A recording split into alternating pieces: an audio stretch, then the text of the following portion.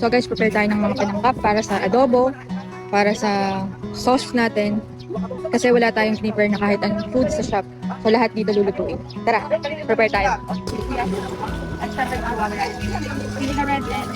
Wala pa tayong paper plate. Ito muna yung gagawin natin na lalagyan ng mga luwa.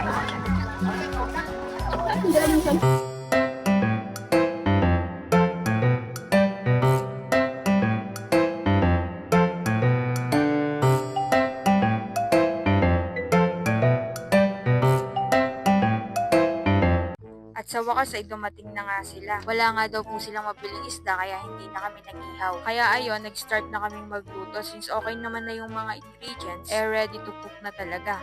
At bago matapos nga po ang video na to ay nais ko lang po pasalamatan ang lahat na patuloy na sumusuporta at nanonood sa aming mga videos. Nagre-ready na si madam ng pagkakainan namin. Sana all straight ang hair. So paano po hanggang sa muli, sana masayang araw nyo at huwag kalimutang umiti. Huwag kalimutang mag-share, like, comment, and follow. Bye-bye!